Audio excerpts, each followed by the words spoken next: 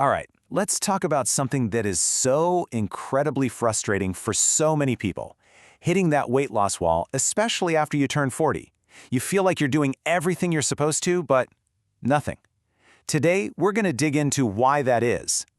So here it is, the million-dollar question, right? You're eating clean, you're showing up at the gym, you are putting in the work.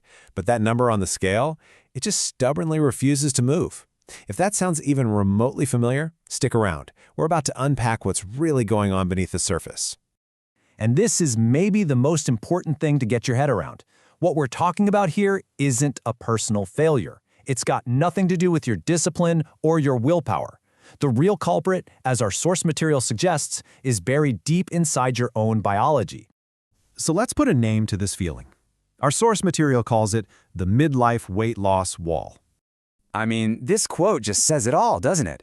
It's so validating to hear that you're not lazy. You're not making excuses. You're experiencing something real that countless others are going through too.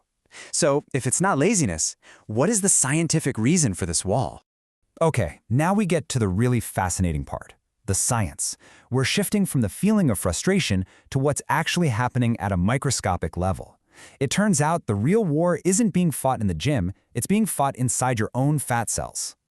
The first big concept here is something called intracellular inflammation. It's a bit of a mouthful, I know, but the idea is pretty straightforward. As we get older, things like stress and hormonal changes can actually make our fat cells get inflamed. Our source material uses a great analogy. They swell up and harden, creating a cellular prison that literally locks fat inside. So you can be burning calories, but that stubborn fat, it's trapped.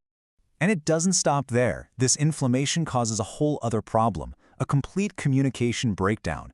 See, your fat cells are supposed to send a hormone called leptin to your brain to say, hey, we're full, you can stop eating now. But when they're inflamed, they send way too much leptin. Your brain gets so overwhelmed by all the noise that it basically just hangs up. It stops listening. And the result? You feel hungry all the time because your brain literally never gets the message that you're full. And this is absolutely wild when you think about it. We tend to view fat cells as just these passive little storage units, but they're not. They are active organs, constantly talking to the rest of your body, your brain, your muscles, your immune system. When they're not healthy, the whole system can get thrown completely out of whack. So let's just recap this biological trap. You've got a two-pronged attack going on. On one side, your cells are physically trapping fat, and on the other, your brain thinks you're starving, so it's cranking up your hunger signals. You're fighting a battle on two fronts. No amount of willpower can win that war on its own.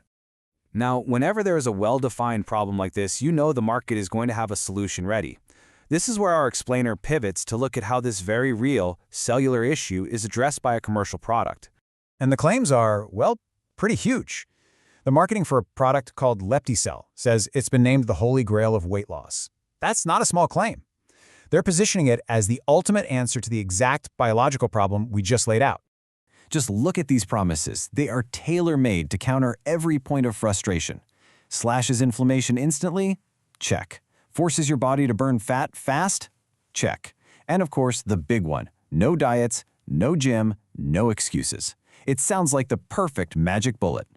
So, beyond those big, splashy claims, what are the specific results they're actually promising? Let's break down the journey they advertise to customers. They lay it out as a really simple three-step process.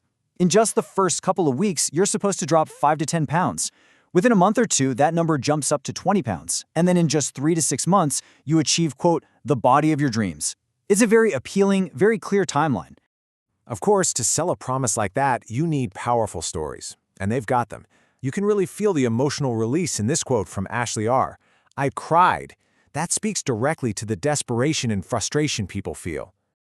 Then there's this one from Isabella, which is all about the numbers and the speed. 20 pounds in 30 days. It's specific, it's fast, and it sounds incredibly effective. And this testimonial from Darren adds another layer. It's not just about weight on the scale. It's about body fat percentage. This suggests a more profound change in body composition, which sounds even more impressive. Okay, so we've seen the science behind the problem, and we've seen the marketing for the promise, but now we have to get to the most critical part, the section that most of us just scroll right past.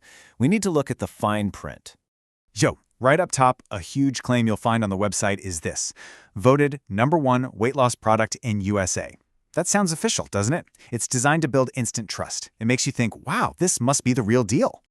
But this is where things get tricky. On the one hand, you have that giant marketing claim.